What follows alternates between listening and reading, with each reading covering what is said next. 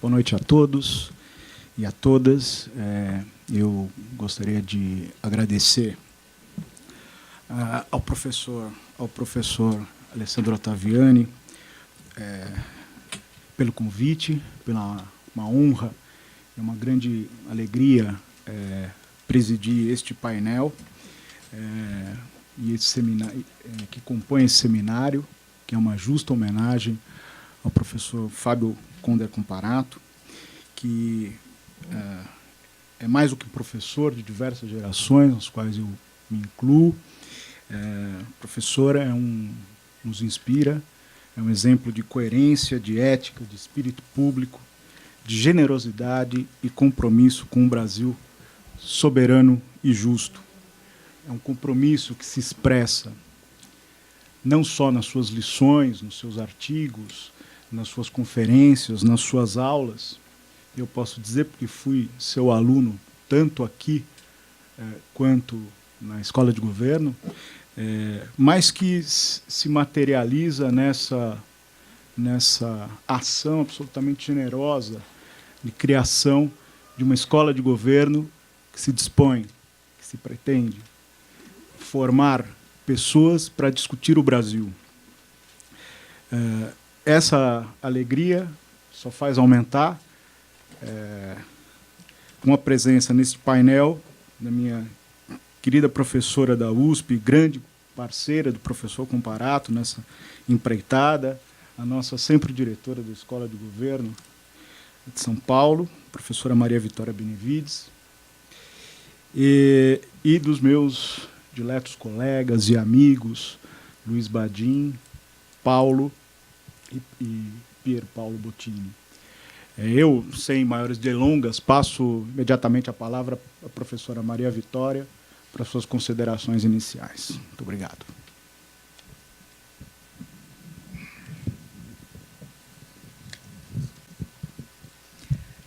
Boa noite.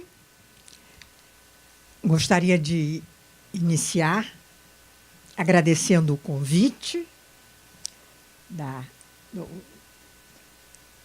onde é que ele está? Ottaviani?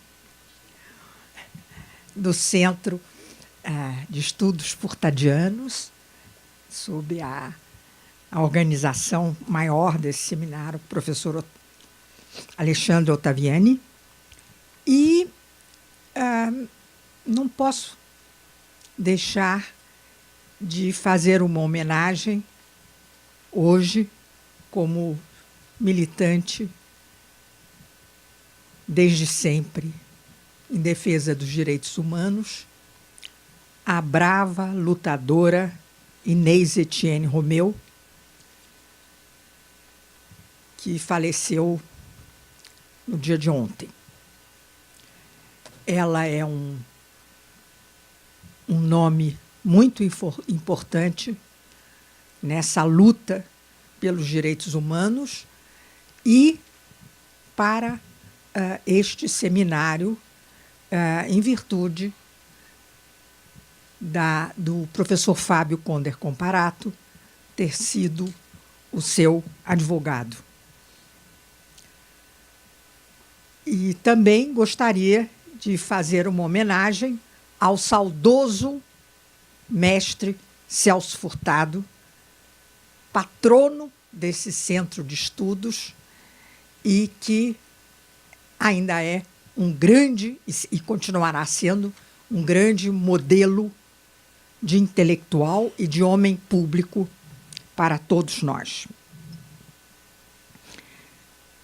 Resolvi escrever, porque eu sei que se eu não escrever, lá vou eu, né? Então, como nós temos um prazo, resolvi escrever algumas notas sobre o que considero mais importante no final deste seminário, levando-se em conta que um dos dados da maior proximidade com o professor Fábio Conder Comparato é justamente a criação e a consolidação da Escola de Governo em São Paulo. Temos aqui na mesa quatro, todos nossos alunos da Escola de Governo. Estou feliz e emocionada com o convite que me foi feito para participar deste seminário. Tenho a honra e a alegria de conviver com Fábio Conder Comparato há quase 4 décadas, desde que compartilhamos das bênçãos de Dom Paulo Evaristo Arnes na Comissão Justiça e Paz de São Paulo. E aqui faço uma homenagem à nossa querida presidente emérita da comissão, Margarida Bulhões Pedreira Genevois. As lutas pela anistia, eleições diretas, constituinte, criação da Escola de Governo, programas de educação e direitos humanos, campanhas pela radicalização da democracia como efetiva soberania popular e sempre a denúncia dos crimes contra a humanidade cometidos pela ditadura civil-militar e, principalmente, de sua impunidade até hoje. Aprendi muito com o professor e continuo aprendendo. O que poderia acrescentar depois de tudo que já foi dito nesses 2 dias? Creio que uma breve síntese sobre os grandes temas que povoaram e povoam a inteligência, a sensibilidade solidária e a capacidade empreendedora do jurista, professor e homem público. Temas que dão conteúdo ao lado que ele escolheu na vida. E que, a partir de um princípio fundador, que é a universalidade da dignidade humana, podem ser aprofundados ou também modificados em função da realidade nacional e mundial cada vez mais complexa e cruel. Digo isso, que podem ser temas que podem ser aprofundados ou modificados, porque o professor permanece solidamente vinculado aos grandes princípios, mas também aberto às discussões, às inovações que são colocadas pela realidade, insisto, nacional e mundial. E, portanto, algumas vezes muda suas reflexões e a orientação de suas propostas mais concretas. A preocupação com tais temas é aquela do advogado, no sentido mais nobre da profissão, que vai além da reflexão intelectual e da escolha técnica para a busca de soluções. Daí sua adesão pessoal e como a que serve de base na Escola de Governo da metodologia do ver, julgar e agir que aprendemos nos nossos belos tempos de juventude com a Ação Católica. Aqui presente, nossa querida amiga e companheira da JEC, da JUC, doutora Maria Auxiliadora Arantes. O agir é tão importante, depois da reflexão de ver, da busca de um diagnóstico tão preciso quanto necessário, e do julgar a quem interessa a quem vai beneficiar tal ou tal programa, tal ação, etc. Mas o agir é tão importante que na apresentação dos alunos da escola, todos aqui devem estar lembrados, no início do ano letivo, pedimos que todos se apresentem e que cada um diga qual é o seu projeto de atuação na sociedade para a transformação social. Registro aqui a presença da Maria Cristina, nossa ex-aluna também da Escola de Governo.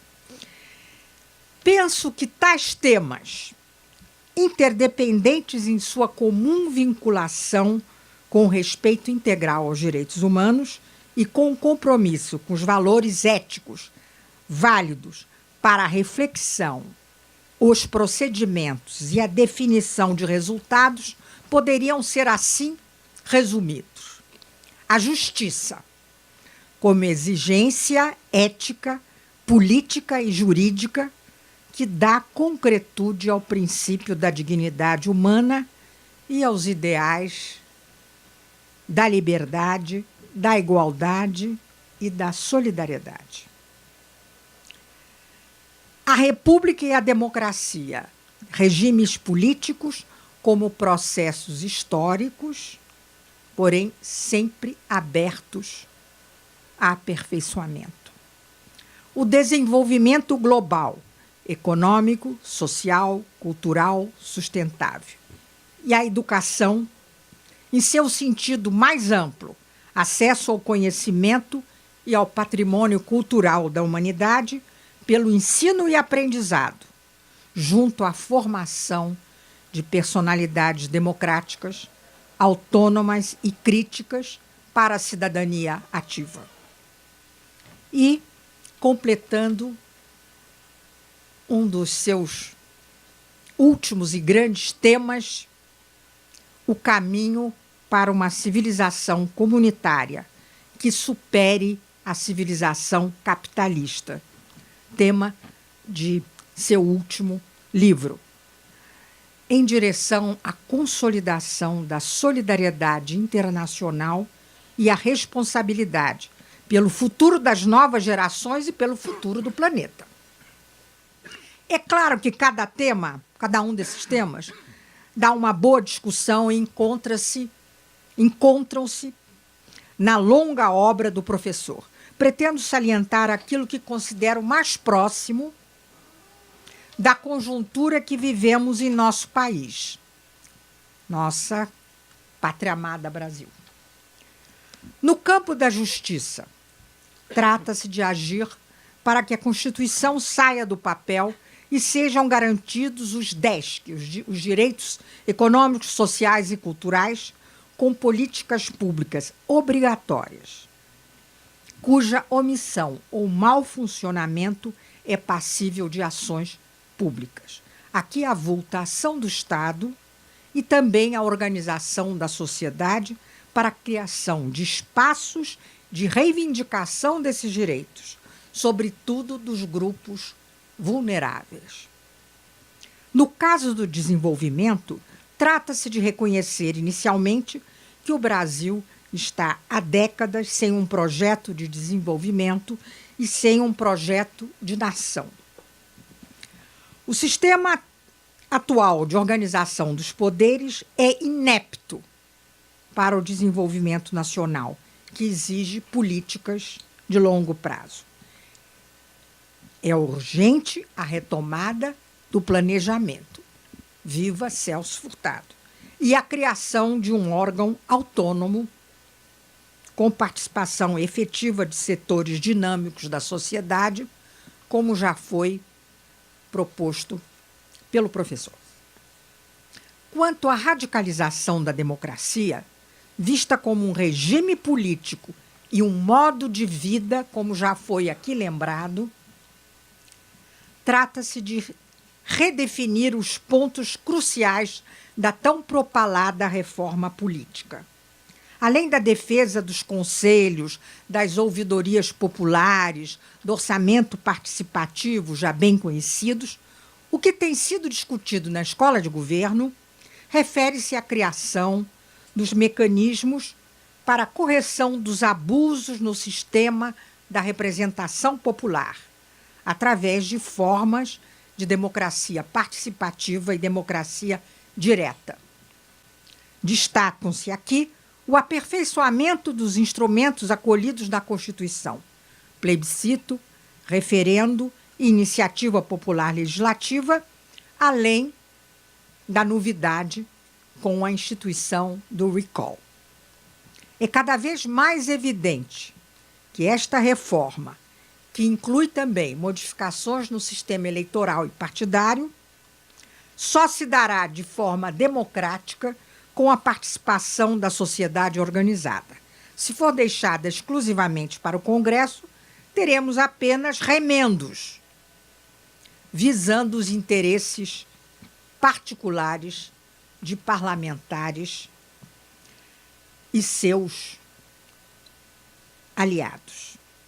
O ponto central é a afirmação de que o Estado de Direito democrático exige que todo o poder, inclusive do próprio povo soberano, deve ser controlado, o que vale, inclusive, para os órgãos do judiciário, os tribunais superiores, como o Supremo Tribunal Federal e o Superior Tribunal de Justiça.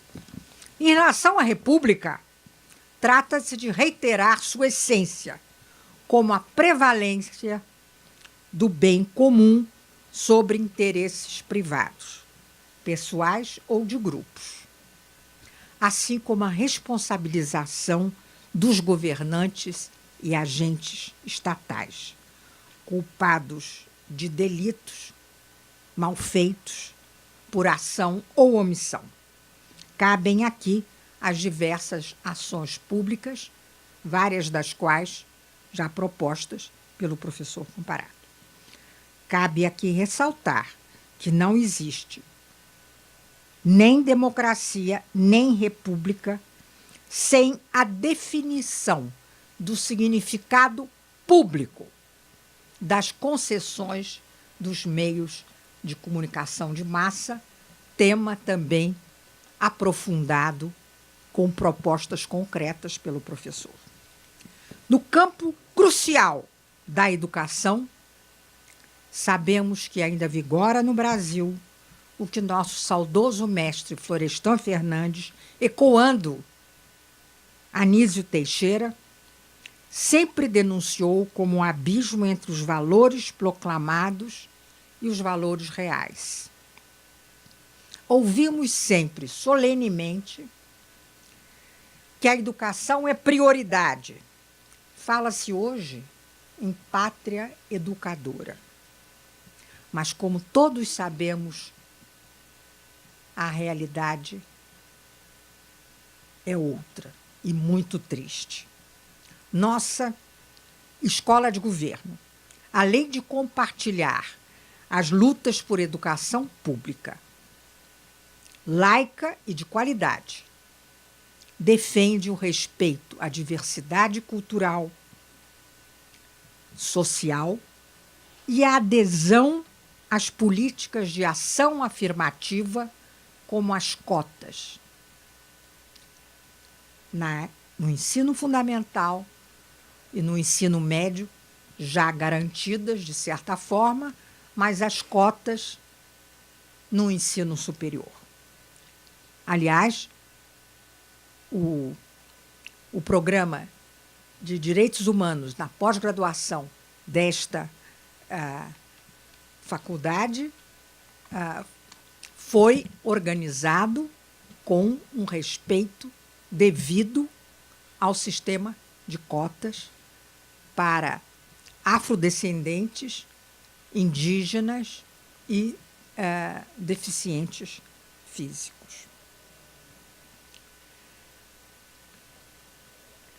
Nossa escola, então, além de compartilhar as lutas por educação pública, laica e de qualidade, defende o respeito a diversidade cultural e adesão às políticas de ação afirmativa como cotas, e o apoio constante à criação e consolidação de programas de educação em direitos humanos.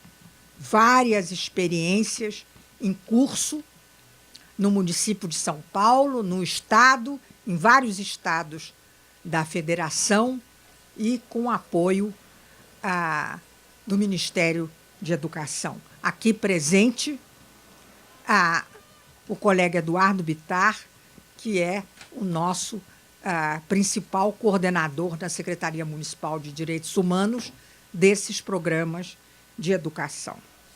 Mais ainda, junto com a educação de direitos humanos no ensino público, educação fundamental, ensino médio e superior, defendemos e trabalhamos pela educação política do povo, no sentido de população politicamente organizada e integrada como nação. Nação que tem uma visão de passado, presente e futuro como um destino comum.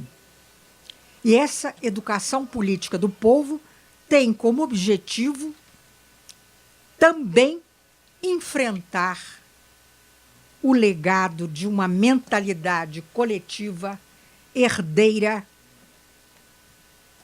de uma terra regada a sangue de escravo, de quase 4 séculos de escravidão e, portanto, marcada por preconceitos, discriminações, naturalização dos privilégios, em rejeição à ideia da igualdade e da solidariedade.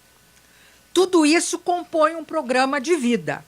É compreensível que seja considerado como mais uma utopia. Recorro, então, às palavras de Leonardo Boff. A paz e a democracia, por sua natureza, possuem forte densidade utópica. Quer dizer, são anseios que nunca vão se realizar plenamente na história. Nós insistimos muito que paz, democracia, república, direitos humanos são processos.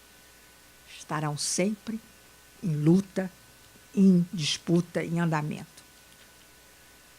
Mas nem por isso são destituídos de sentido, continua Leonardo Boff. Os anseios, as utopias e os sonhos nos desinstalam, nos obrigam a caminhar e a buscar sempre novas formas de democracia e de paz. São como as estrelas. Nunca podemos alcançá-las, mas são elas que nos iluminam as noites e orientam os navegadores. Muito obrigada.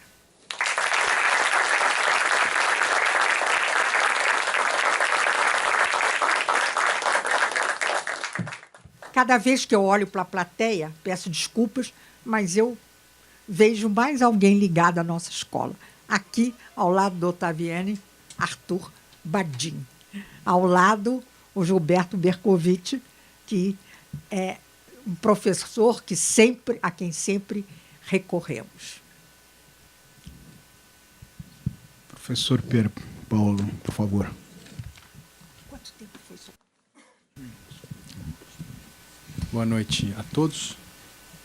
Eu queria, antes de mais nada, agradecer ao meu colega, docente e grande amigo, Alessandro Ottaviani, pela honra de estar fazendo parte dessas discussões, dessas reflexões em homenagem ao professor Fábio Conder Comparato. Ale, obrigado. E eu lembro, quando nós estávamos fazendo o movimento estudantil, e às vezes estudando também nos bancos das salas de aula, como nós líamos os textos e os artigos do professor Fábio Conder Comparato e como aquilo era era reconfortante, professor, naqueles anos 90, onde o neoliberalismo avassalava uma boa parte da política nacional, ler e discutir e refletir sobre suas ideias, sobre suas posições. E eu realmente fico muito feliz e me sinto muito honrado de participar dessa mesa, e principalmente em homenagem a esse professor, que de todas as qualidades, a que sempre mais me impressionou, professor, foi a sua coerência, foi a sua regularidade, a sua capacidade de defender as suas teses durante toda a sua trajetória, independentemente do momento político em que esse país viveu ou vive. E eu posso dizer, professor, que o senhor é um modelo, não só para os alunos aqui da Universidade de São Paulo, mas também para os alunos da Escola de Governo, e para as gerações passadas, para as gerações futuras. Então, o que eu posso dizer, em primeiro lugar, é obrigado por ter sido o nosso mestre durante todo esse tempo. É muito difícil falar depois da professora Maria Vitória Benevides, porque realmente ela traz uma série de ideias e reflexões muito importantes, mas eu também, de outra forma, me sinto muito confortável em falar, porque eu estou praticamente entre amigos. Então, eu tenho aqui o Gilberto Bercovitch, o Arthur Bardin, o Luiz Armando Badin, o Yuri, o Alê, o professor desembargador Newton De Luca, o professor Sérgio Cérvulo da Cunha, a quem eu faço uma menção especial por tudo que representa na nossa carreira acadêmica e profissional. E eu queria contribuir um pouco com as reflexões, talvez descendo um pouco para o microcosmo do qual eu participei, ou seja, falando de que forma eu tentei aplicar tudo aquilo que eu aprendi na Escola de Governo, no curto espaço que eu estive no governo federal. Eu estive à frente da Secretaria de Reforma do Judiciário. Os badins conhecem bem esse tempo da minha vida, e eu queria trazer um pouco exatamente como que nós tentamos, de alguma forma, transformar a prática de governo e aplicando um pouco alguns dos princípios que nós discutimos durante a época da Escola de Governo. Então, só para contextualizar, eu estive na Secretaria de Reforma do Judiciário, que foi criada em 2003 pelo presidente Luiz Inácio Lula da Silva. O ministro da Justiça, então, era o Márcio Tomás Bastos, e o chefe de gabinete, o Sérgio Cérvulo da Cunha, por quem, de certa forma, eu acabei indo parar no Ministério da Justiça. E a Secretaria de Reforma Judiciária, ela teve a grande vantagem naquela época de ser um órgão novo, de ser um órgão recém-criado, recém-instituído, e a grande vantagem de não ter orçamento praticamente nenhum, ou seja, de forma que a gente não mexeu com dinheiro público, a não ser para pagar os nossos próprios vencimentos. Mas era uma secretaria carregada de um viés político, ideológico. Ela nasceu de uma decisão política do presidente e, evidentemente, era uma secretaria que tinha um alto potencial conflitivo, ou seja, era um modelo no qual ou nós aplicávamos alguns dos princípios e diretrizes eu tinha acabado de sair da Escola de Governo, ou efetivamente o potencial catastrófico daquela secretaria seria muito grande. Pois bem, o que de certa forma nós aplicamos ali e que a gente pode dizer que transformou de alguma forma aquele setor ou aquele microcosmo? Em primeiro lugar, quando nós entramos na secretaria, nós definimos muito claramente o objetivo daquela secretaria. Ou seja, nós não nos furtamos de uma opção ideológica, de uma opção política, que era uma opção de encarar o sistema de justiça não só como uma mera instituição capaz de resolver conflitos, mas sim como uma política pública. Uma política pública que envolvia uma série de setores e precisava, enquanto política pública, ser democratizada, ser sujeita à participação de uma série de setores. Então, a ideia era efetivamente buscar uma democratização, não só do Poder Judiciário, mas de todo o sistema de justiça. Então, foi feita uma opção. E, diante dessa opção, foram fixadas uma série de metas muito claras. E essas metas, naquele momento, foram concretizadas na realização de uma reforma constitucional e na aprovação de uma série de projetos de lei que trariam essa democratização e essa, de certa forma, essa melhor satisfação dessa política pública. Então, definida uma vez a meta, passou-se, professor, ao planejamento, que justamente era uma dos pontos que o senhor sempre nos tratou, nos ensinou durante a Escola de Governo. Ou seja, foi feita uma série de definições, de orientações, de diretrizes de curto, de médio e de longo prazo, ou seja, o que se buscava para o sistema judicial brasileiro, e aqui eu não falo só do Poder Judiciário, eu falo de todo o sistema, dentro dessas três perspectivas, ou seja, em primeiro lugar, nós mudaríamos o marco regulatório. Em segundo lugar, a ideia era uma reforma um pouco mais extensa, através de processos de modernização do judiciário. E ao final, ou seja, a longo prazo, havia uma série de metas que nós buscávamos alcançar com aquilo. E aí passamos então ao método, ou seja, a estratégia, a forma de trabalhar a reforma do Poder Judiciário. E essa estratégia passava necessariamente pela busca da transparência e pela busca da democratização. Não só do sistema de justiça, mas da própria Secretaria de Reforma do Judiciário, que tinha então sido criada. Então nós buscamos, professor, naquele momento, em primeiro lugar, do ponto de vista da transparência, da perspectiva da transparência, esclarecer, deixar muito claro para todos os setores que acompanhavam o desenvolvimento daquela política quais eram essas metas, qual era esse objetivo, qual era a opção ideológica daquela secretaria, que inclusive vinha desde a escolha do nome de Secretaria de Reforma do Judiciário. Em momento nenhum, o professor Newton De Luca era uma afronta ao Poder Judiciário, mas simplesmente uma busca no sentido de cooperar para a discussão de projetos e de políticas. Pois bem, em segundo lugar, a ideia da Secretaria era efetivamente contribuir para divulgar todas as informações possíveis e que passassem por aquele setor. Então, a ideia de não transigir com a transparência naquela seara do poder público. Nós desenvolvemos, por exemplo, uma política de que todas as listas de juízes que chegavam à presidência da República para nomeação dos tribunais regionais federais, dos tribunais regionais do trabalho, dos tribunais regionais eleitorais, que os currículos dos postulantes àquelas vagas fossem disponibilizados na internet para todos os que efetivamente gostariam de acompanhar aquelas escolhas. E mais, dizer exatamente aonde estava dentro do governo aquele processo, aquela tramitação.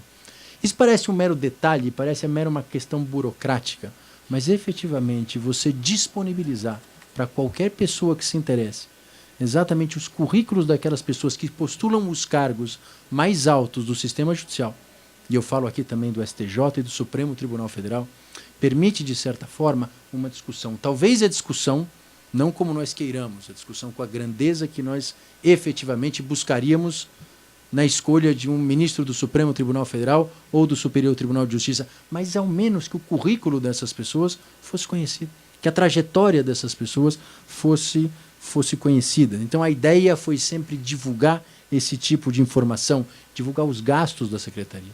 Como a Secretaria era um órgão de poucas receitas, também tinham poucos gastos, mas efetivamente buscar essa transparência, disponibilizar tudo isso com esse compromisso, com essa não transigência, com a disponibilização da informação. Mas além disso, a ideia da Secretaria era justamente trabalhar a democratização das decisões.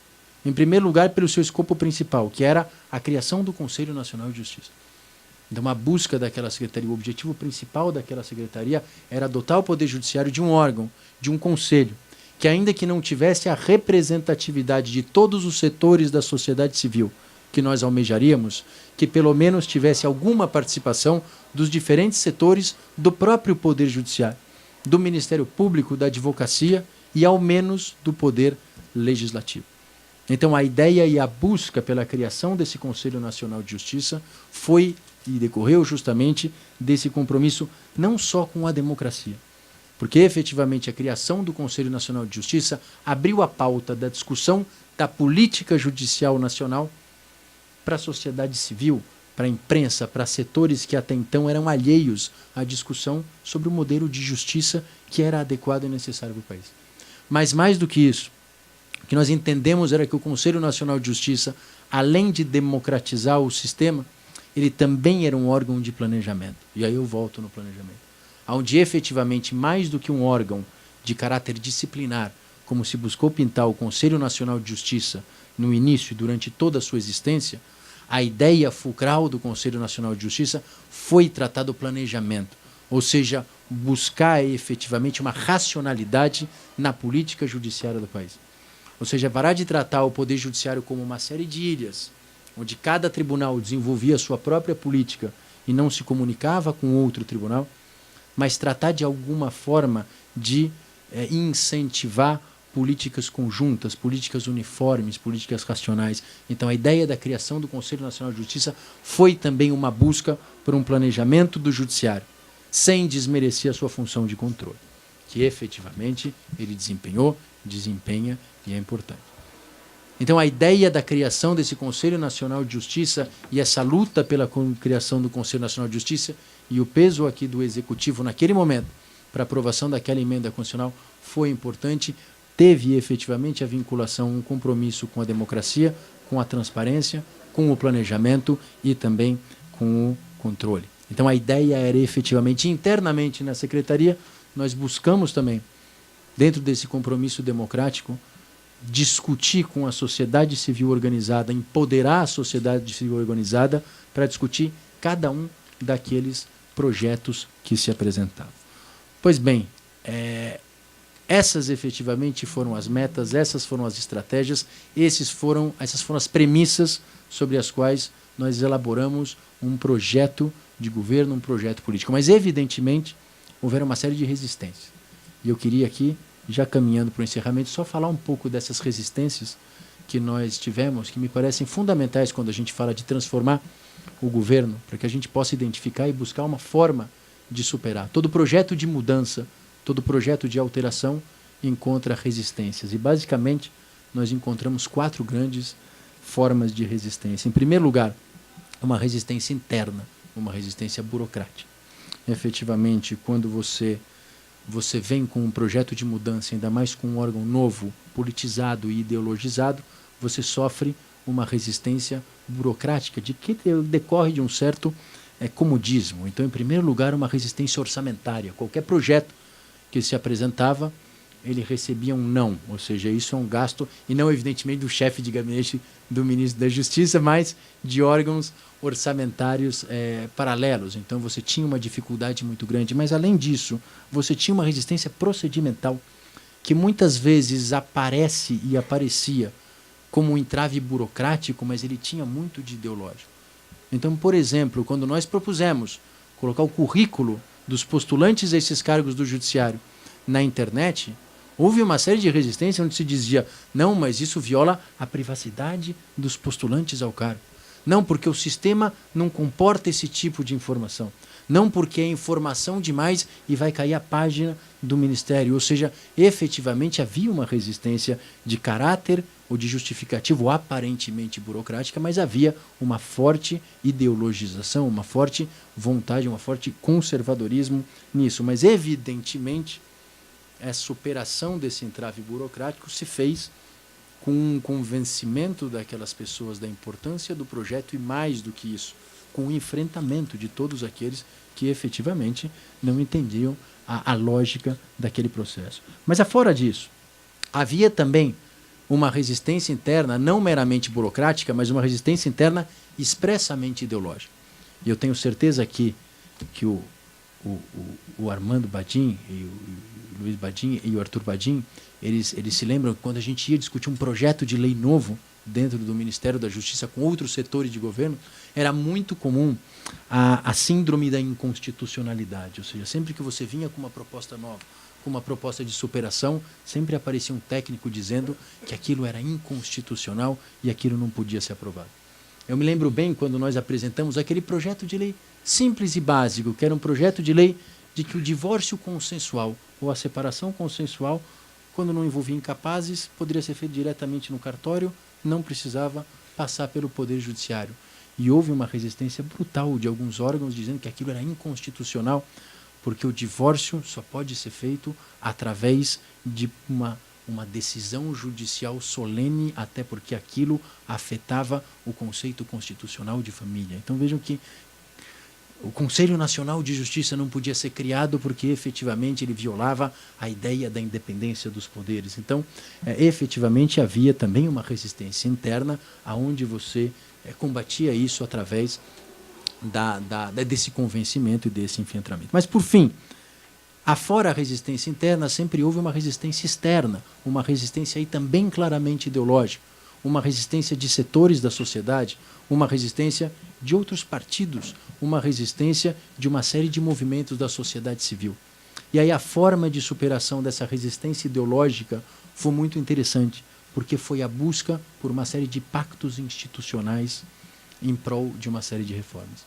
Então, naquele momento, se buscou como uma forma de transformar e implementar essas políticas a cooptação através do convencimento de setores do Poder Judiciário, de setores do Poder Legislativo, e foram elaborados em 2004 e em 2005 uma série de pactos republicanos pela transformação da justiça, em que foram elencados uma série de pontos, uma série de propostas que foram subscritas pelo Poder Executivo, pelo Poder Judiciário e pelo Poder Legislativo.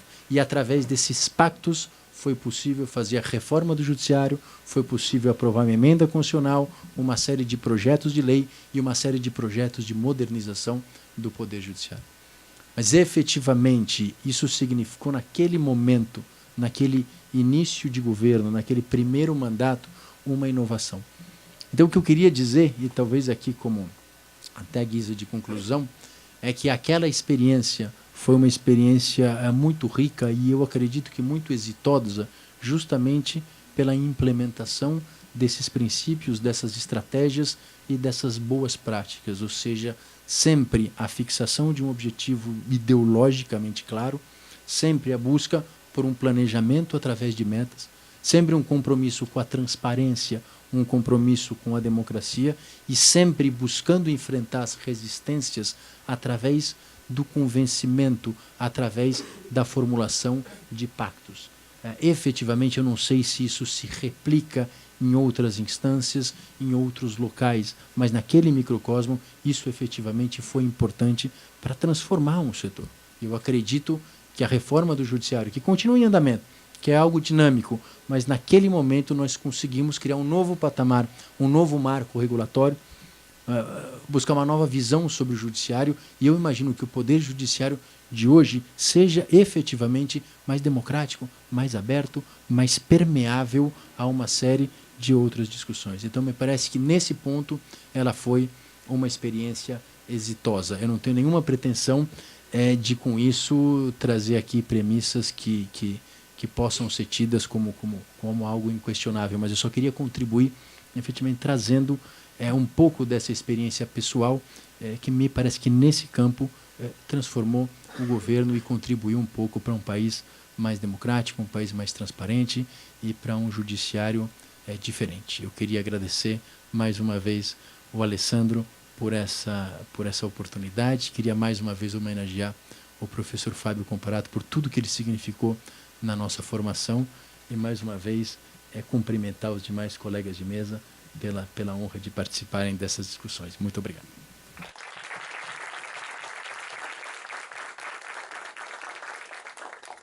Passo a palavra ao professor Paulo Clatal, da Escola de Governo do Pará.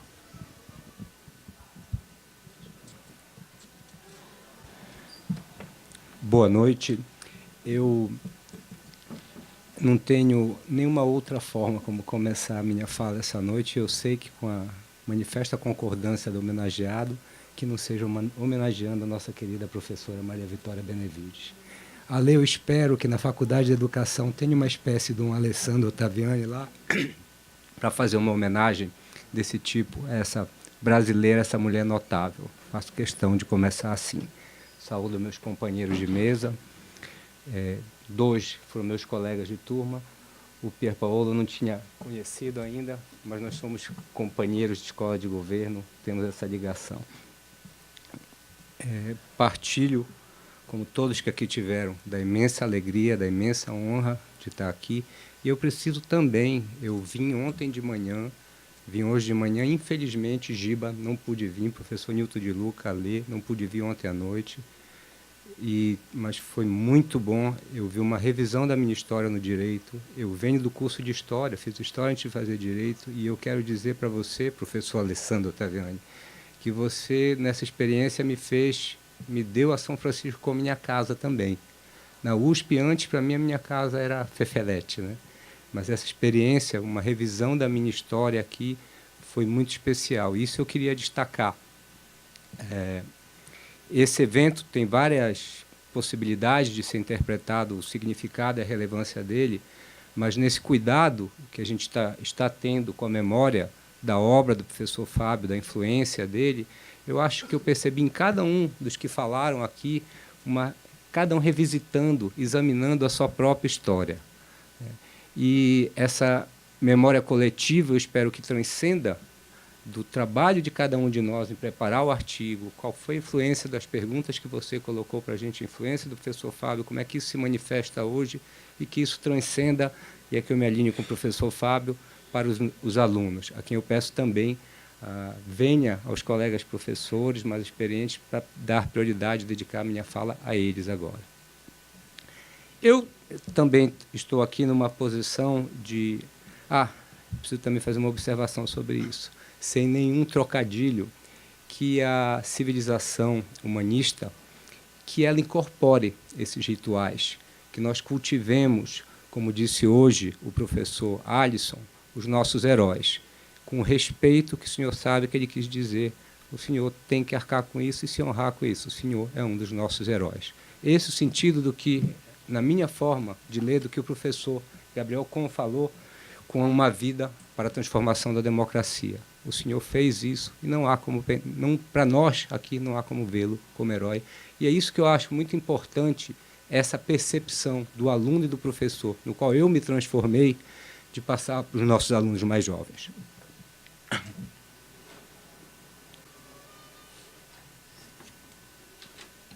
Eu tenho uma condição dúplice aqui, eu acho que eu sou o único membro do evento que não está em São Paulo.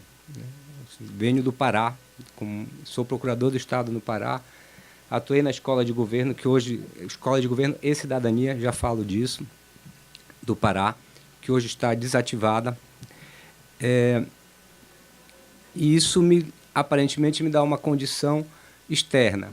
Acho até que, do ponto de vista da gestão, do ponto de vista da longevidade, da eficiência, algumas outras pessoas de outros estados representariam melhor que eu as escolas, o nosso grupo de escolas de governo, pessoas fantásticas que nós tivemos a honra de conviver.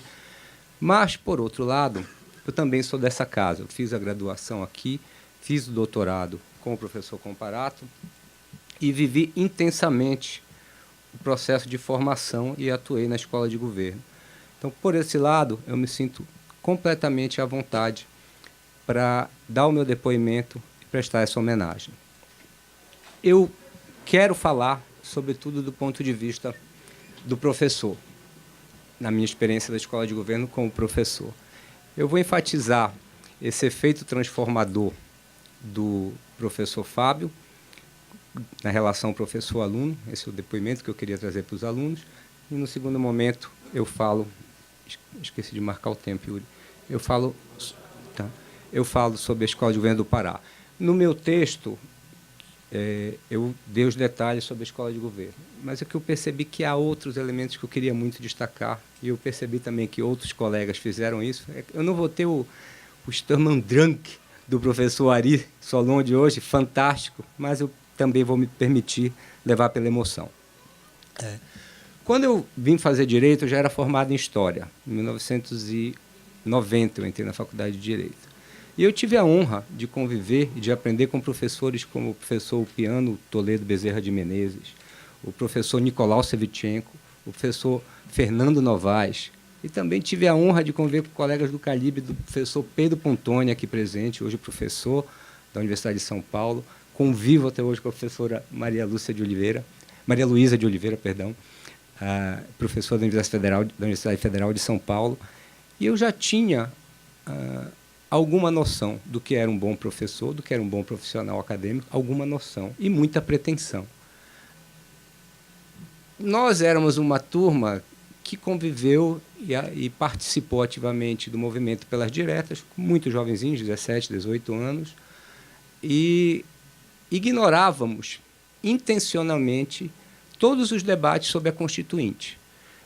Nas nossas primeiras leituras do Marx político, 18 Brumário se fazia presente, e aquilo tudo para a gente já estava rotulado como uma farsa, né? A tragédia tinha acontecido em outros lugares, em outros tempos. O nosso Congresso Constituinte, formado por deputados e senadores, era uma farsa e não nos interessava. Era esse o nosso julgamento sumário, simples e simplório assim. O meu pai era advogado, militante na OAB. Meu avô também. E meu pai vinha, não sei se era essa a posição do Pedro. Pedro sempre foi intelectualmente mais sofisticado. Mas o meu pai vinha e havia almoços de longo curso, no qual se discutia muita política. E ele insistia que nós, como historiadores, tínhamos uma visão muito equivocada do momento histórico e queria nos trazer para acompanhar todo o processo constituinte. Nós ignorávamos, não fazíamos a menor ideia de quem era Fábio Conder Comparato, que era Muda Brasil. Ele insistiu, em 89, ele me convenceu. Ainda não tinha entrado na faculdade de Direito. No primeiro semestre de 89, assisti uma aula de Direito Constitucional aqui na faculdade. Foi uma experiência terrível.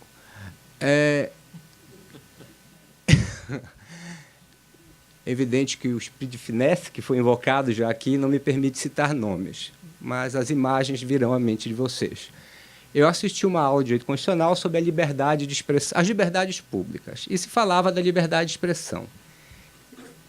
Para eu não me equivocar na minha memória, deixa eu me lembrar o que foi que eu coloquei precisamente no texto que eu mandei para o Alessandro, mas era uma paráfrase mal feita do texto da Constituição que durou uns 10 segundos, na qual se dizia o seguinte: a liberdade de expressão é aquela liberdade que a gente tem do governo não interferir no que a gente quer dizer e quer falar, e a gente pode pensar o que quiser. Vocês sabem, assim, a Rita Lee, o Casagrande, o Sócrates, a liberdade de expressão é isso. Próximo, a liberdade de ir e vir é a liberdade de você ir para onde você quiser. A campa bateu, a aula acabou. Aí, o meu pai tinha prometido o almoço, mais um almoço de longo curso. Pedro não veio nessa aula, eu acho que ele foi no almoço. Nós já cheguei com o veredito pronto. É isso que vocês fazem no curso de Direito? E chegamos lá, acho que o Maurício Falavinha veio comigo, bradando o 18 Brumário, dizendo o seguinte: olha, pai, olha o que o Marx falou sobre o constitucionalismo burguês da Revolução Francesa de 1848. Marx, 18 Brumário. Cada parágrafo da Constituição encerra a sua própria antítese. Isto é, liberdade na frase geral, abrogação da liberdade na nota à margem. Assim, desde que o nome da liberdade seja respeitado e impedida apenas a sua realização efetiva, de acordo com a lei, naturalmente, a existência constitucional da liberdade permanece intacta, inviolada por mais mortais que sejam os golpes assestados contra a sua existência na vida real. No almoço, nós fazíamos assim. Bom, o fim do ano chegou. O fim do ano chegou e eu não tive coragem, como meu querido Pedro, de seguir na carreira de historiador e vim fazer Direito no Largo São Francisco. O primeiro ano, entre zetéticas e dogmáticas, foi uma lástima, de profunda angústia. No segundo ano, muitos dos meus colegas estavam... Aí eu já sabia quem era Fábio Conder Comparato. Era um professor muito bravo, de temperamento irracível, que dava notas terríveis. E eu ia estudar direito comercial com ele. Não consegui imaginar nada mais tedioso. Mas eu sabia que ele era uma pessoa importante e que ele tinha escrito Muda Brasil, mas ainda não tinha lido. Além disso, eu, evidentemente, tinha lido A Geração de 30 e eu vim marcado pelo Sérgio Buarque de Holanda, do Raízes do Brasil e sobre o bacharalismo brasileiro. Cito: o que importa salientar aqui, e isso aqui vai em homenagem também à fala do Alisson hoje de manhã, o que importa salientar aqui é que a origem da sedução exercida pelas carreiras liberais, e essa sedução foi exercida sobre mim naquele momento, vincula-se estreitamente ao nosso apego quase exclusivo aos valores da personalidade. Daí também o fato dessa sedução sobreviver em um ambiente de vida material que já comporta dificilmente. 1936 foi publicado. Não é outro, aliás, o motivo da ânsia pelos meios de vida definitivos que dão segurança e estabilidade, exigindo, ao mesmo tempo, um mínimo de esforço pessoal, de aplicação e sujeição da personalidade, as baias do professor Alisson, quem estava aqui, como sucede tão frequentemente em certos empregos públicos. Nossa burocracia.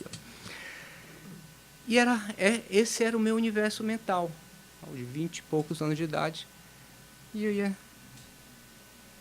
ter aula com aquele professor das notas lá. E aqui eu escrevi. Agora todos já tinham ao menos ouvido falar em nosso professor de Direito Comercial 1. Era comercial, não sei se mudou o nome. Fosse pelo receio do seu rigor na correção das provas e na exigência da pontualidade, o professor Fábio trancava a porta. O senhor fazia isso. Fosse pela sua notória atuação política e combate ao bloqueio de contas do Plano Collor. Foi antes do Mundo Brasil, nossa primeira referência era o Plano Collor. Minha curiosidade sobre o tão falado humor irracível do professor Fábio era maior do que meu interesse pelo direito comercial. Não podia imaginar algo mais tedioso do que estudar os diferentes tipos de sociedade comercial. Contudo, para minha surpresa, fui fisgado na primeira aula. Isso aqui é mais um efeito retórico, tá, professor? Não me lembro se foi ou não na primeira aula. Mas ele falou no curso sobre as sociedades comerciais, sobre a experiência empreitada dos grandes descobrimentos. E já tinha recomendado, de uma forma pouco delicada, que nós lêssemos a Geração de 30. Aí eu me senti um pouco mais à vontade e comecei a achar ele divertido. E aí ele falou, e a minha boca foi abrindo, ele falou, imaginem uma sociedade, um mundo, onde talvez a Terra seja quadrada, onde talvez na navegação as pessoas acham que elas vão cair no abismo eterno. E quando elas saem em busca do ouro, das especiarias da Índia, elas não sabem se elas vão voltar. Como é que o burguês, como é que o navegador vai convencer um rei, um nobre, um grande empresário a colocar o seu dinheiro nessa empreitada? E foi essa. Aí o gênio criador do mercador e do jurista que soube instrumentalizar isso, criou um mecanismo, um instrumento para alavancar esse empreendimento de altíssimo risco, que eram as grandes navegações, através da captação da pequena poupança popular que dissolvia o risco, e a criação da primeira sociedade anônima, a Companhia das Índias Orientais. Certo, professor? Eu falei, nossa. E aí o semestre desdobrou e falei, esse negócio de direito comercial é interessante. E quando eu vi, eu queria ser professor de direito e eu queria ser um professor como ele. Eu queria despertar aquela paixão, o professor Alfredo Bose falou disso, né, de forma tão bonita, aquela paixão e aquele compromisso que ele despertou. E ele me lembra, naquele momento me veio à mente um bonito texto do professor Nicolau Sevchenko, um texto de divulgação sobre o Renascimento, mas na entrevista ele compara os renascentistas, os artistas renascentistas, Michelangelo, que ficou cego pintando a Capela Sistina, a aventura do Renascimento, a aventura das grandes navegações. E o professor Comparato botou as sociedades comerciais nessa aventura. Isso é outra coisa, não é o que eu vi até aqui. Isso não é a liberdade de expressão, tipo assim, é o direito a gente falar o que quer. E aí eu fiquei curioso. E aí eu fui ler. E ele enfatizava no texto que está no Para Viver a Democracia, sobre, o meu texto faz uma panorâmica sobre isso, já houve colegas que se dedicaram a cada um dos livros, mas ele enfatizava essa função social do advogado, essa nossa capacidade de saber lidar tecnicamente e com responsabilidade por uma sociedade mais justa. E sobre esse eixo, toda a obra do professor Comparato se abriu para mim naquele momento, e a partir daí eu pude acompanhar, e naturalmente isso desdobraria nos textos sobre direitos humanos e textos sobre ética, e hoje o texto sobre a obra sobre a civilização capitalista. Para mim não houve surpresa, houve a grande expectativa de acompanhar esse desdobramento. Ao mesmo tempo, o ano era 91. Né? A gente já vivia o pré-impeachment, foi no final, em setembro de 92, né? E eu comecei a ver no jornal, o professor Fábio não falava na classe, não sei se o senhor lembra disso, ia haver um seminário preparatório para, não me lembro se era essa a expressão, para o começo para a fundação, a criação da escola de governo, né? Diante da notória crise ética, a ideia de formar dirigentes políticos. E eu me lembro que numa aula eu pedi para o professor Fábio falar, e eu fui assistir a professora Maria Vitória, o professor Claudineu, o professor Fábio, me lembro do professor Ariel, do dileto amigo, depois se tornaria o Dr. Marco Antônio Barbosa, então presidente da Comissão Justiça e Paz. E aquilo, para mim, também não me surpreendia, mas me despertava uma profunda curiosidade, uma profunda necessidade de participar. Porque era o que o professor Comparato nos cobrava, mas eu ouvia fazendo o que ele nos cobrava. Eu percebia o empenho dele em criar as instituições, eu percebia o empenho dele em criar, guardadas as proporções, talvez as dele sejam mais difíceis, a sociedade, por ações, um mecanismo para que a gente construa um país mais justo. E foi assim que o professor Comparato é estruturante em toda a minha carreira, nas várias coisas que eu fiz no direito. E eu digo isso, sinceramente, apenas e tão somente com o intuito de que vocês, alunos mais jovens, tenham esse testemunho e compreendam a importância dessa relação com os professores marcantes que nós temos. Infelizmente, professora, eu não pude ser aluno da Escola de Governo de São Paulo. Eu tive uma série de compromissos, eu voltei para Belém, meu pai pediu para voltar, para trabalhar no escritório, entrei na procuradoria, comecei a dar aula, e em 2002 eu entrei no Centro Universitário do Pará, uma instituição de ensino superior privada, mas com 2 dirigentes com uma enorme capacidade de gestão e um compromisso pedagógico da maior seriedade. O professor Fábio conheceu o professor Sérgio, e eu percebi ali a possibilidade, sabia que havia outras escolas em outros estados, de criação, um ambiente fértil para a criação da Escola de Governo e Cidadania do Estado do Pará. E-Cidadania tem um sentido importante aqui. A gente veio, nós nos reunimos com o professor Fábio, ele falou para o professor Sérgio, me conte sobre esta sua instituição. E o professor Sérgio segurou e contou. E ele, em primeira mão, me sugeriu que desse esse nome, Escola de Governo e Cidadania do Estado do Pará. Há uma para diferenciar das escolas de governo que haviam sido criadas pela Emenda Constitucional 19. Em segundo lugar, uma explicação que ele deu, que é muito pertinente à minha preocupação jovem, né, das leituras ingênuas quase do Marx 18 Brumário. Ele fala aqui, em 2011, e ele já tinha me falado pessoalmente em 2013, mas eu achei essa entrevista de 2011. Quando a escola foi criada, há 20 anos, estou citando o professor Fábio, o objetivo era formar dirigentes políticos que soubessem aplicar a Constituição e tivessem um domínio de certas técnicas administrativas, como de política econômica, por exemplo. Mas, aos poucos, eu fui me dando conta de que a Constituição de 88 é uma simples fachada e que a realidade era o poder oligárquico. E, de outro lado, percebi que não deveríamos formar dirigentes políticos, mas educadores políticos.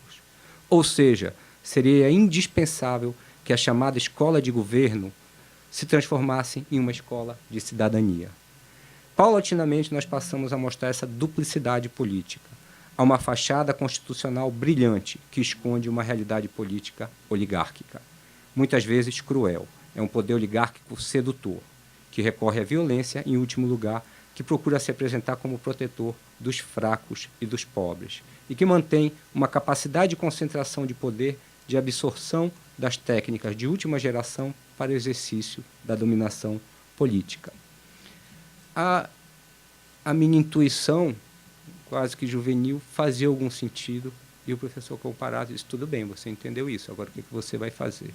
Era essa a primeira lição. Eu tive a oportunidade de me empenhar durante o ano inteiro na criação e na instalação da Escola de Governo e Cidadania do Pará. Nós começamos com 100 alunos, o professor Comparato esteve lá, a professora Maria Vitória, infelizmente, naquele ano não pôde ir. Tivemos participação do prefeito à época, do governador à época, um era do PT, o outro era do PSDB. Houve uma evasão grande, eu relato isso com mais detalhes. Nós formamos naquela turma 50 alunos, mais ou menos. No segundo ano, nós formamos 40, mas havia uma grande dificuldade em chamar os alunos e conseguir os alunos. Nós conseguíamos fazer vários convênios com órgãos públicos, com a Assembleia Legislativa, com o Tribunal de Contas. Eu, à época, consegui um também com a Procuradoria. Mas nós decidimos juntos, eu, o Cesupa e o professor Fábio, que eu viria no segundo ano para fazer o doutorado. Quando eu voltei, tinha pessoas, colegas, a professora Iraci Galo, a professora Cátia Mendonça e a ouvidora, então, do Sistema de Segurança Pública do Estado do Pará, a pastora Marga Rotter, continuaram e fizeram um trabalho brilhante na formação, no resultado do trabalho entregue pelos alunos. Mas, no terceiro ano, foi instalada a Escola de Governo do Estado do Pará. E nós tivemos muita dificuldade em manter a escola sem esses convênios. Eu fiquei muito frustrado, foi na minha volta, fiquei muito abatido, muito frustrado, porque eu realmente havia colocado muita paixão nesse projeto, mas depois a minha reflexão se deu por outro caminho. Eu acho que o método do ver, julgar e agir não nos assegura que a gente sempre vê corretamente, que a gente sempre age corretamente, que a gente julgue e age corretamente, mas ele implica uma permanente revisão, num permanente reexame. O professor Comparato fez isso, né, como eu acabei de exemplificar. O professor Comparato fez isso, como eu acabei de exemplificar, por exemplo, no caso da revisão do conceito da escola. E é muito claro também, como Yuri disse, que na vida ética a ética não é uma postura adjetiva, e sim, não é um adjetivo, e sim adverbial. É muito mais um compromisso, um modo de viver, do que uma qualidade inerente às pessoas. E esse é o maior ensinamento do professor Comparato, um modo de viver, um compromisso permanente, uma coerência enorme, pela qual todos nós, sim, eu acho que esse evento também, e na minha sugestão dos rituais da civilização humanística, nós temos que saber expressar gratidão. Então, muito obrigado, professor Fábio.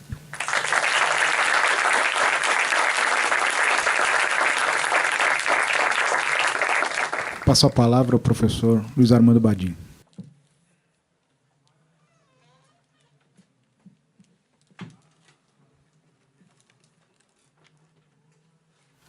Boa noite a todos. Obrigado, professor Yuri, professor Alessandro. Nós todos sabemos que o meio jurídico é muito propício a autocongratulações, a rapapés. Este não é o caso dessa noite. Essa é uma noite muito especial em que o professor Fábio recebe uma justa e merecida e devida homenagem. Então, antes de começar, eu gostaria de agradecer aos organizadores do evento, especialmente ao professor Alessandro, ao convite para compor esta mesa e também à iniciativa de organizar esses 2 dias de homenagens. Eu gostaria de conversar um pouco com vocês sobre 2 questões que me parecem fundamentais quando nós falamos sobre a escola de governo. Não é por acaso que este painel ele encerra este ciclo de debates e de palestras e de exposições sobre a obra do professor Fábio Comparato. Então, qual é a importância da escola de governo no conjunto da obra do professor? Quais são os resultados práticos efetivos dessa formação especial que ele transmitiu a todos nós, seus inúmeros alunos? Então, são essas 2 questões que eu julgo importantes neste encerramento do painel sobre a escola de governo. Então, qual é a importância da escola de governo no conjunto da obra do professor Fábio? Na conclusão do seu livro sobre a ética, O professor sempre, todos que o leem sabem como ele é cuidadoso e atento ao sentido original das palavras, à sua etimologia. Ele explica que, em grego, o termo vida tem duas significações. Uma delas se refere à vida orgânica, à vida biológica, que é comum a todos os seres vivos. Bios, por sua vez, designa a vida propriamente humana. E o traço distintivo dessa vida, que é especial, que é própria do ser humano, é a sua orientação segundo uma finalidade ética. É uma finalidade ética que se orienta em função de valores que são compartilhados numa comunidade política. O professor explica também que, nesse sentido ético, a vida compreende o agir, compreende o pensar, compreende a teoria e a prática. No professor Fábio, ao longo de toda a sua trajetória, uma coisa nunca foi separada da outra. E eu, com o professor Pierre, queria ressaltar esse aspecto da profunda coerência de todo o ensinamento do professor Fábio. Mas qual é, então, a importância da Escola de Governo no conjunto dessa obra a qual nós rendemos hoje a mais justa homenagem? Eu acho que a Escola de Governo é justamente a prova dessa integridade. É a prova de que, no professor Comparato, teoria e prática têm uma ligação íntima, têm uma ligação vital. A Escola de Governo é a expressão mais viva desse pensamento ativo. Ou, se vocês preferirem, de uma ação política que é inspirada por esse sopro da reflexão. Todos sabem que o professor Fábio é um grande humanista. É um tipo de Renaissance man, que é cada vez mais raro no mundo de hoje. O professor Paulo lembrou um pouco disso. Talvez encontre aqui o professor Dr. Sérgio Cérvulo da Cunha. Eu acho que é outro exemplo desse tipo de qualidade de homem. Pouco antes de começar esse nosso painel, o Dr. Sérgio nos contava do seu último livro de poesia, de filosofia, e também de como foi criado o CNJ, de como foi dado o nome do CNJ, do Conselho Nacional de Justiça, nos trabalhos da Constituinte.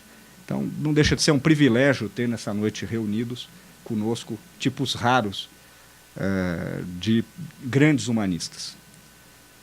Colegas de faculdade, né, assim como o professor Yuri, professor Alessandro, professor Gilberto. Né. Como grande representante dessa civilização humanista, o professor sempre soube transmitir para nós todos algo da cultura grega, desse espírito clássico dos gregos, e que é expresso naquele famoso discurso do Péricles relatado por Tucídides, e que mostra justamente essa integração entre teoria e prática, entre o pensamento e a ação. O que falava o Péricles, segundo nos ensinou o professor Fábio? Ele dizia que, para os atenienses sempre souberam fazer prova de uma grande audácia na ação. E, ao mesmo tempo, não empreendiam nada sem refletir muito, sem discutir muito em praça pública. Em outros povos, essa ousadia era fruto da ignorância, enquanto que a reflexão ensejava sempre um imobilismo, sempre uma paralisação. No professor Fábio, ao contrário, tudo isso, como nos gregos, se integra perfeitamente. Então, a Escola de Governo é essa obra institucional. Nós falamos ao longo desses 2 dias em todos os textos, em estudos, em livros, em pareceres, que sempre muito inspiradores. Mas a Escola de Governo é a síntese de todo esse percurso e ela é a síntese de todo de toda essa trajetória de ação política. Não só de um pensamento, mas também da ação. A Escola de Governo é esse ponto de culminância, ela é o lugar de convergência, ela é o foco como instituição de todo esse pensamento expresso nos livros, nos estudos e pareceres que nós revisitamos ao longo desses 2 dias. Eu queria ressaltar que, além de todos esses textos, além de todas essas publicações, o professor se preocupou em colocar em movimento esse pensamento, através da criação, com a professora Maria Vitória Benevides, dessa instituição de ensino. E talvez a criação da escola de governo seja um exemplo dessa imaginação criativa, dessa capacidade de desenhar instituições que são destinadas não só a conservar privilégios, mas a transformar a sociedade, instituições destinadas a resolver problemas concretos da vida em comum. Talvez a escola de governo seja esse exemplo prático, o exemplo prático desse esforço de engenharia institucional sobre o qual sempre nos falou o professor Fábio, na busca de uma convivência pacífica e harmoniosa entre as pessoas.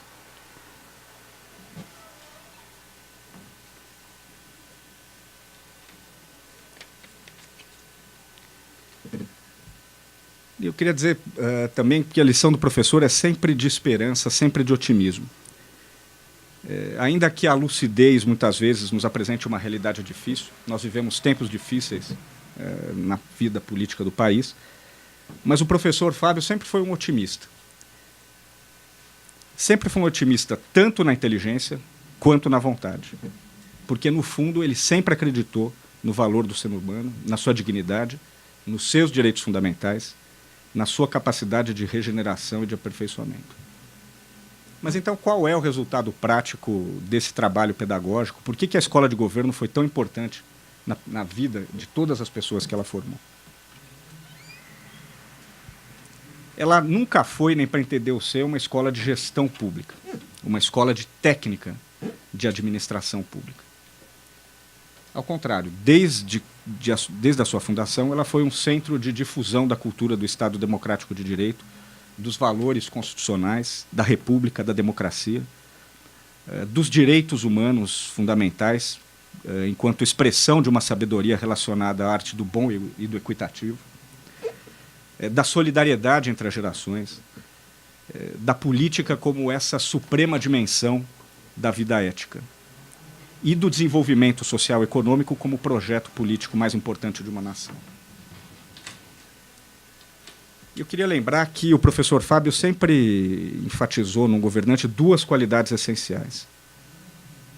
De um lado, a sensibilidade ética e, de outro, a capacidade técnica. Então, embora a escola de governo não fosse uma escola de gestão pública, o professor nunca prescindiu de nos ensinar que as soluções deveriam ser buscadas de forma eficiente e segundo valores éticos expressos na Constituição. De novo, nunca uma coisa separada da outra. Sempre as duas integradas. Nós, na escola de governo, também aprendemos que a ética e o direito são indissociáveis.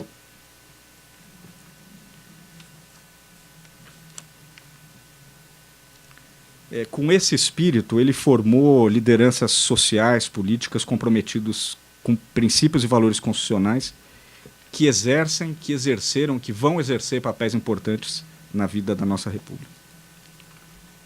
Eu vejo vários aqui que se beneficiaram dessa formação especial e que já tiveram a oportunidade de demonstrar aquilo que aprenderam com o professor, tanto nos bancos da faculdade como na escola de governo. No meu caso particular, eu tive, durante 4 anos, a responsabilidade de dirigir a área jurídica do Ministério da Justiça.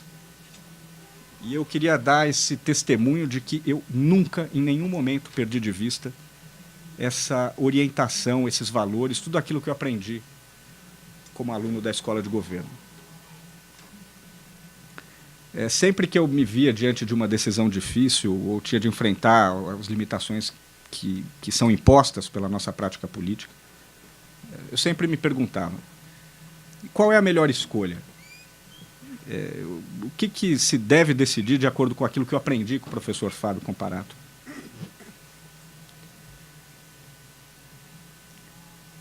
Importante dizer também que todas aquelas ideias reguladoras que ele se empenhou em transmitir, todos aqueles valores, eles têm um efeito prático e apontam para uma possibilidade real de transformação. Como a professora Maria Vitória lembrava, são processos, são ideais. Então, a escola efetivamente ajudou a transformar práticas de governo e inspirou políticas públicas reais e concretas. E eu vou dar o exemplo aqui por todos do programa de transparência do Ministério da Justiça, ajudou a resolver conflitos sociais, como a demarcação de terras indígenas. E o professor sempre se colocou nesse ponto equidistante entre utopias vagas e o pragmatismo cético. Então, no ambiente árido do Planalto Central, sempre nos ofereceu uma bússola que apontava para o norte do interesse público, para a construção política do bem comum de todos os brasileiros, e esse é o instrumento de navegação mais importante, mais imprescindível. Eu também não vou tomar mais o tempo de vocês relatando a minha especial como servidor público, inspirado por todos esses valores e essas ideias. Mas podia citar várias decisões de ministros do Supremo Tribunal Federal, mas por todas eu prefiro selecionar um depoimento, um testemunho muito tocante pela sua sinceridade, de um procurador do CAD, mal chegado nos seus 30 anos, e que se via diante de um caso muito grave de cartel e da necessidade de implementar o primeiro termo de ajustamento de condutas que aquele órgão celebrava. E aí eu busquei nos registros lá daquele órgão esse depoimento, que eu queria transmitir para vocês. E eu tenho certeza de que ele é compartilhado por outras gerações também, é isso que todos nós temos em comum, né? Então, eu acho que com esse depoimento, ele expressa também o sentimento do professor Alessandro Ottaviani, que sabe muito bem daquilo que eu falo, de quão importante é esse ensinamento que a gente recebeu para sobreviver na aridez de Brasília. Então, o que diz? Talvez o professor Fábio não tenha a dimensão real, concreta, da importância, do impacto dessa sua obra na atuação prática das pessoas que exercem e exerceram funções públicas. Mas o que diz esse jovem procurador do CAD diante daquela situação difícil? Ele diz: porque talvez, tendo sido aluno da Escola de Governo do professor Fábio Contarato, eu acredito que somos, sim, agentes políticos, governantes, no mais elevado e grave sentido do termo.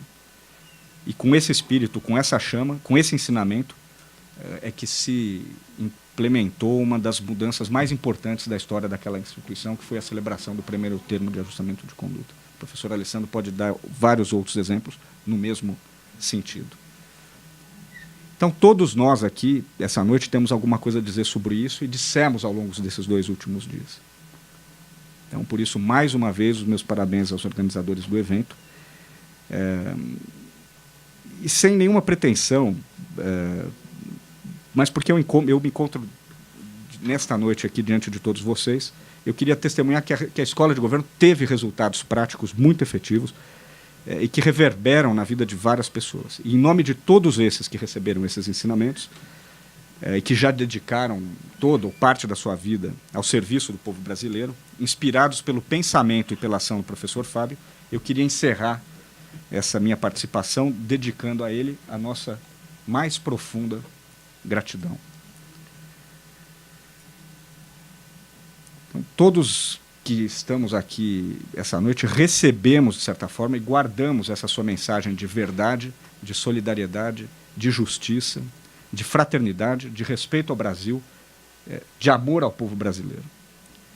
Então, graças a pessoas como ele, essas palavras não são clichês vazios, elas não são veleidades metafísicas. Em pessoas como o professor Fábio, essas ideias adquirem um sentido muito vivo e muito real. Então, por isso, eu encerro esta minha participação, exprimindo ao professor o nosso mais profundo agradecimento. Obrigado, professor Fábio.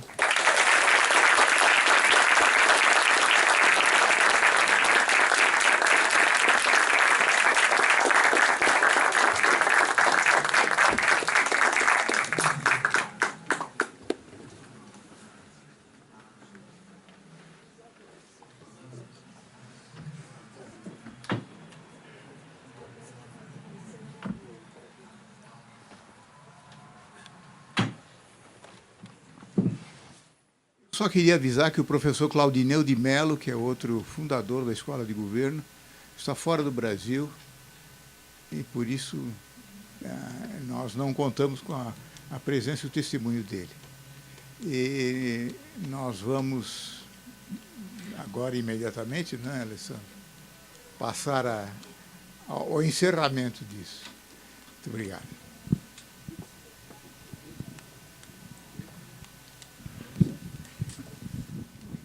Bom, eu vou cumprir aqui o mandato que me foi atribuído pelo professor Ottaviani, a orientação, cumpra o tempo, atenção com o tempo. Gostaria de dizer que, de fato, todas as intervenções nesse painel estão absolutamente de acordo com a grandeza e altura do homenageado. E declaro encerrado, então, esse painel. Muito obrigado a todos.